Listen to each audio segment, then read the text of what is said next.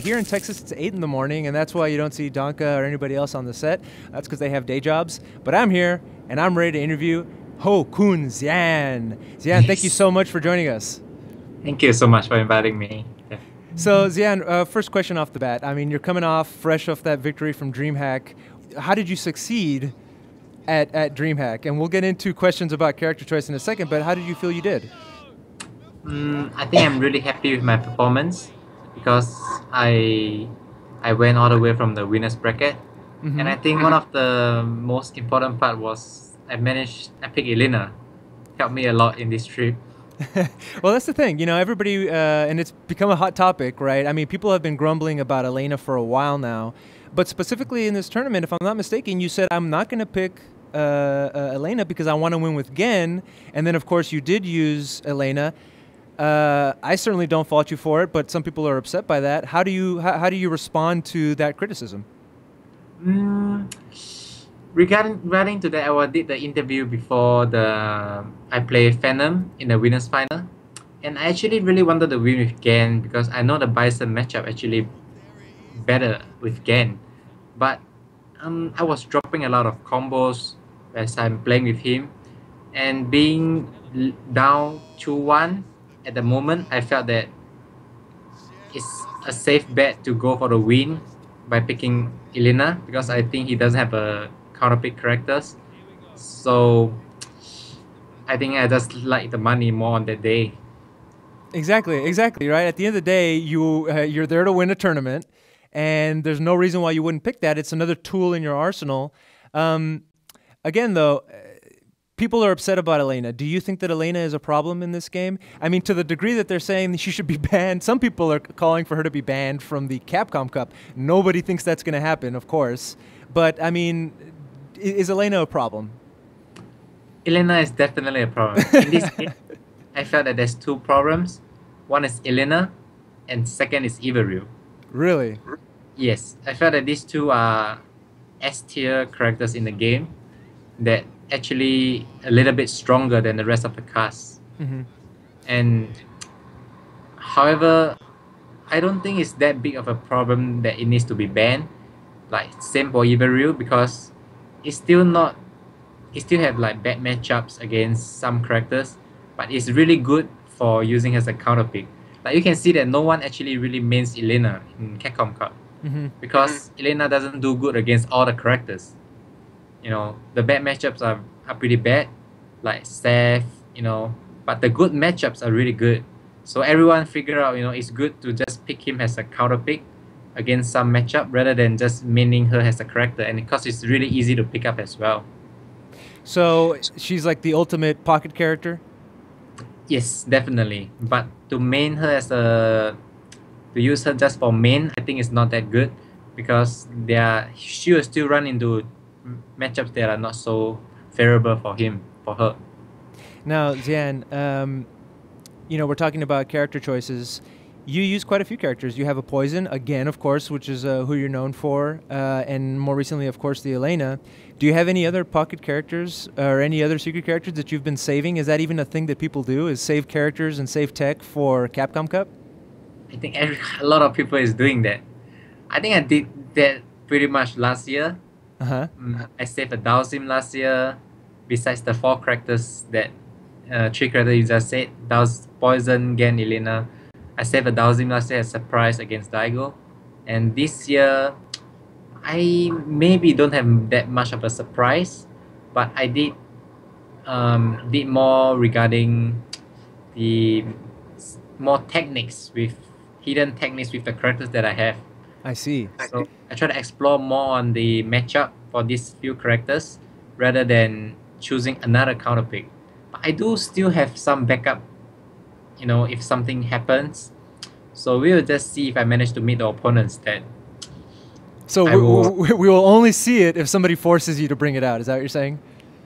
Yes, because right now in my bracket, I don't think that's going to happen. You're the only person that won 4 Capcom Pro Tour events, and 3 of those were Premier events, which tend to be a little more stacked. And now I'm hearing you say that you're saving tech. How did you pull it off? How do you feel your season went, and how did you pull that off? I think because Elena did a big part because I don't have anything. I didn't save anything with Elena. Everyone knows about his healing, his mix-ups, but it's just hard to deal with. Mm-hmm. And most of the people are not familiar with the Elena matchup. Besides Japanese, I think Japanese are more familiar with the Elena matchup in general, but from other countries, usually it's easier to pick Elena against them. So I didn't save much for Elena, but for the rest of the characters, I managed to save a lot of text because Elena just came out to save the day always. Well, speaking of Elena, right? The Capcom Cup is in a couple of days, and it looks like your first match is going to be up against French Chun-Li main Valmaster. If I'm not mistaken, Chun is a counter to Elena, or is that not the case? Yes, Chun-Li is one of the better picks against Elena, and yes, I'm not gonna pick Elena against Chun-Li for sure. Well, I would let's talk about that match. What? So your first match is with Valmaster. What are your thoughts? Do you have a game plan? Are you worried, or is that like easy? What's my next match? Let's hear it from you. I'm a little bit worried about Bowmaster this time because I have beaten him the last 2 times we met in a few tournaments, Capcom Cup last year and Red Bull Kumite, and we played some casuals at Evo as well. Every time I play him, he gets better and better at the matchup against Poison. So I may actually have a surprise for him if things goes wrong. Uh-oh. Is that, Yeah. man, I want in on it, Xian. Is that a new tech with Gen? Is that a new character? I'm not revealing that yet though. We'll see in Capcom Cup. I figured I would try though. Okay, so we're all very excited for the Capcom Cup. Other than you, people think that you were very likely to win it, but the other name that keeps floating around is your new teammate, Infiltration. That Infiltration has a very good shot at winning this. I'd like to take a step back here before you give me your opinion on that and ask you about getting Infiltration on Team Razor. We had a discussion back and forth here on one of our previous episodes as to whether it even matters what team you're on, because it's still largely an individual event or thing that you're doing here. You're fighting against one other person. Not like a League of Legends where you're on a team of 5 versus another team of 5. How do you feel about that? What does Team Razor gain by having all these sponsored players on there? Obviously brand recognition, but I mean as far as the team of competitors.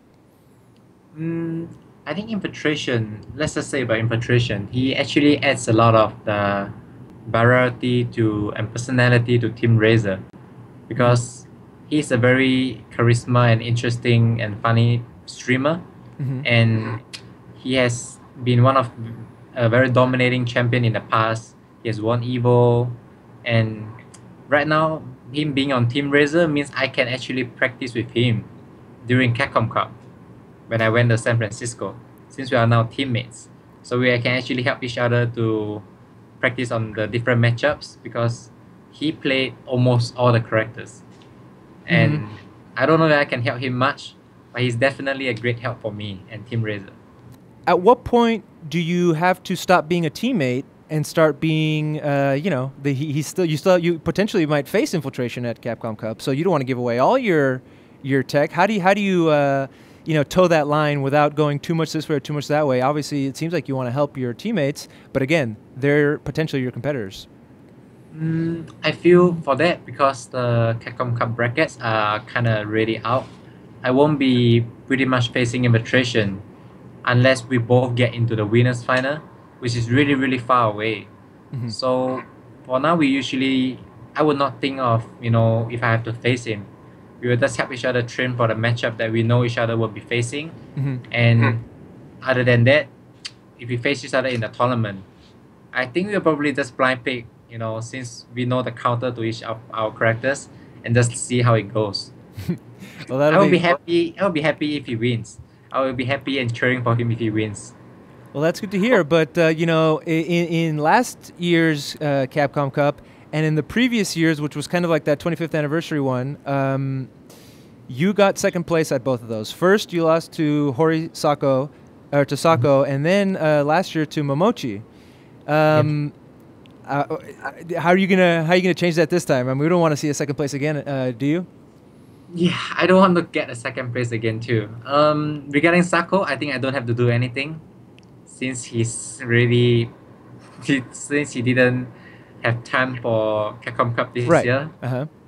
so he didn't qualify. And for Right. Momochi, I have actually practiced a lot because last year I didn't anticipate that he would climb all the way back to the losers final, and she's a really scary opponent. So this year I try to make some measures for him since he's near my brackets, and we will see if I manage to meet him. I'm looking forward to play against him again. Xian, it's very early in America, but we do have some people here in the chat, and actually, it's Steven Jurek who just put out an article about you for the Daily Dot, and he's asking for you to please bring out your Pocket Dan. Is that something that you're going to bust out at Capcom Cup? Unfortunately, no, I don't have a pocket then. Xian, that's a joke question. But, we were talking about your tournament season. You had the best tournament season if you want to consider that you got the 3 premier events and all that. But I read an article that Michael Martin put out for Red Bull, and in there you discussed that you went through a little bit of a slump and you were kind of not burning out, but struggling to evolve or to get better, and you didn't know what to fix, and that it was kind of bringing you down. And that leads me to a question here that we got from the Street Fighter subreddit.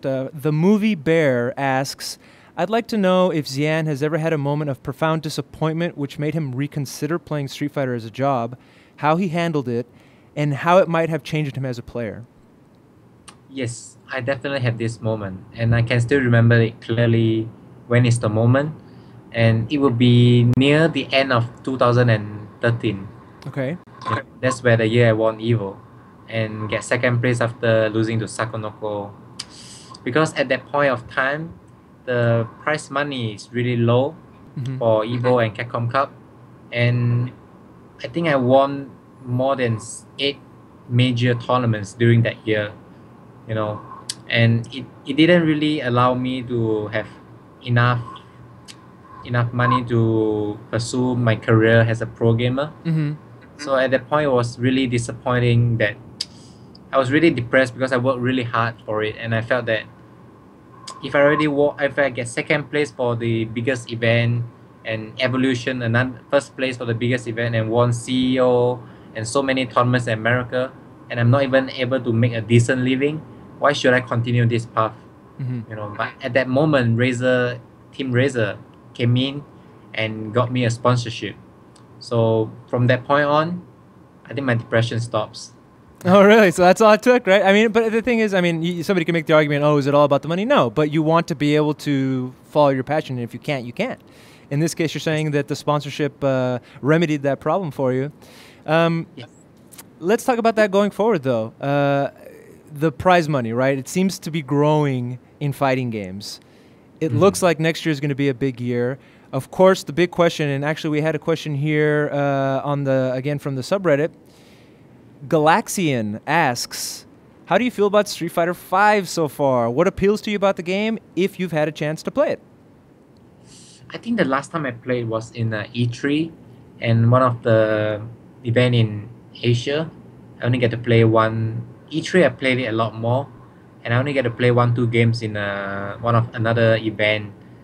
I didn't get much because the changes from the E3 is pretty much a lot, and now Eric has a lot more characters like Rashid, Vega.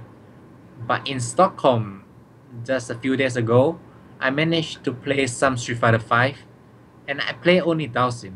Oh, really? Yes, I play actually only Dhalsim for the whole day, like 3 hours of Dhalsim, and that makes me really interested in the game now because I actually really like how Dhalsim is designed. At the start, everyone was just telling me, oh, he's really, really weak, but I kind of figure out a way to play him, and it's actually really fun. So I actually quite looking forward to playing Dhalsim in the next whatever place that I get to play Street Fighter V again. That's interesting to hear because we had heard from guys like F-Champ, not that he didn't like Dhalsim, but that he's not the same Dhalsim. But you're saying that it doesn't matter, you like this new Dhalsim?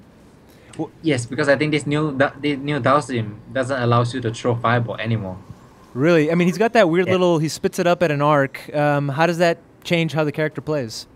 I think he should use a lot more slide and jumping, the floating move that stucks in the air and pressing a lot of buttons. The fireball is really useless because it's it's a really weird shape, like an N shape. The way they throw the fireball is too slow. So there's almost not much situation you can use the fireball. So Xian, what I had been leading up to was, esports in 2016 for fighting games. What do you see happening now with the Capcom Pro Tour taking in Street Fighter V? Which, if you hear the guys at Capcom say, like a Matt Dahlgren, who's the director of esports for Capcom, he said the Capcom Pro Tour was designed for Street Fighter V, and these have been, basically test runs. So, how do you feel about Street Fighter V and the Capcom Pro Tour, and where we're headed next year? That makes me really excited that he said that. I saw the interview, and the statement, and that makes me feel like if Five is gonna be the real Pro Tour with more money or even the same money, and all these events happening like this year, I would definitely head out to every country, and I would drop Street Fighter 4 after this. And I'm really looking forward to 5 because now I find 5 really fun, and 4 has been a long time for everyone and for me as well. So I look forward to playing this new game and bring it to the top again. You lead me to another question from the subreddit here. You play more than one game. You're known for, King of Fighters and a ton of other games as well. And we have a question here from God of Noobs. And he asks, since Xian is capable of playing multiple fighting games at a high level, what does he think about Snake Eyes' comment regarding the top Street Fighter 4 players being the strongest out of all fighting games? Unfortunately, I don't agree with his comment. I think Snake Eyes is a very good player, but I played really good King of Fighter players in my life and Marvel players. I played Guilty Gear players as well. I think every different games possess a different skill set. Like I actually apply some Marvel, King of Fighter, and Guilty Gear, some of the skill set into my Street Fighter to where am I today. While different games have different skill sets to make you a top player, Street Fighter requires a different skill set as well. So I definitely don't agree. And also because Street Fighter player generally does that well in other games as well. So it's really hard to say that Street Fighter players are the top level. I mean, Street Fighter players always tend to say that they will do well in other fighting games if they put their effort, in other games. But usually, you can actually see that there's actually not much top Street Fighter players that did that well in other games. I feel that more King of Fighter players that hop into Street Fighter are becoming the top players. While there are still some really high level Street Fighter players. Daigo is one of them. Momochi is one of the multi-game Tokido. But I feel that it's too hard to compare. For me myself, I think it's too hard to compare if a game has the highest level of Street Fighter. You were just at DreamHack, and the other main fighting game, if you will, there was Smash. When are you going to pick up Smash Melee or Smash 4? I probably won't pick up that because I think there's already too many fighting games on outside right now. So we will actually see how it goes. There's really a lot of games you can choose to play. Now, Xian, so we've been talking a lot about you and your career as a competitor, but and your presence in the FGC and the competitive scene can't be overstated. I mean, you've won EVO, you've won a ton of tournaments. This year you won all those 3 premier events, qualified a bunch of times, and maybe did a little bit of gatekeeping. But let's talk to you a little bit about your presence outside of the competitive sphere, if you will. I'm not ashamed to admit, the first time I learned about you was on the original Cross Counter Asia episodes that Mike Ross and Gutex did with you guys. You guys are doing those again, and I'm very happy to see those coming back. You're doing the running sets with Infiltration. You do a lot of media and videos and content for the community. What do you like doing more? I like doing my Razor Sense Academy Cross Counter Asia. I think these are the two that I like the most because I get to interact with for Cross Counter Asia, I get to interact with Infiltration, Z, and we get to play online, play with top each other and make jokes for everyone. And for streaming Razor Scenes Academy, I get to interact with the audience. So it's a different kind of interaction. I like both of them, being that one I can talk to audience live, and the second one I could just read the comments of what people think about me, and all the stuff. And I feel that making content is very important because if not, you would just be a top player. I think letting people know how you think about everything and your lifestyle is important as well. Plenty of people who were fans of the Micros and Gutex heard about you through that same avenue.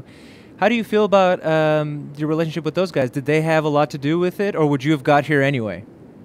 Definitely, I need to thank Macros and Gutex for everything. They are one of the reasons that we are able to do this Cross Counter Asia, and they are also one of the first few guys who brought who we were really good friends at the start from the scene, and been really great guys in helping us.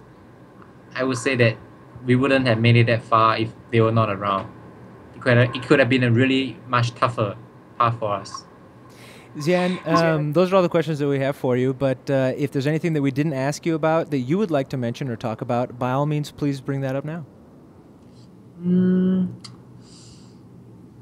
Right now I don't have anything in mind because I can only think of Capcom Cup. Yeah, you're about to go hop a flight, right? I mean, the reason why we're shooting this interview early is because you're about to come to the States. It's 2.5 hours later. I may be on the flight, so I'm gonna have a really long flight. And right now I'm just thinking of how to defeat my opponent. So I don't have much to say now. So you're getting in the zone. Is there anybody in that bracket that you definitely do not want to face? I don't want to face Infiltration. Okay. It's not in my way, but if he made it out, I think we have a chance of meeting. I don't want to face him, not only because he's my teammate, it's because he's one of the favorites to win it as well. And I would try my best against the rest. I'm going to ask you about two other people that people think might win. Momochi. What do you think about Momochi? Momochi is very scary opponent. We have went back and forth a few times. He has beat me always. He has always managed to clutch it out against me during the most important moment. And I actually tried to do something more this time. I tried a lot of different strategies and techniques that I've been preparing against him. Even trying to be more healthier, for my mindset to be more focused. And he has to watch out for me. Okay, I'm excited to hear that. The other guy I wanted to ask you about is Bonchan. Bonchan character is not as strong, I felt. Bonchan's character, Sagat, is actually, he has the highest, his skill set is he has a very strong skill set because Sagat is not really that good, in this version. It may be top 10, 15, but it's not one of the top 5 characters, definitely. So he needs a lot of effort to make things work out. So I think I will focus more for Infiltration, Momochi, and not to forget Daigo.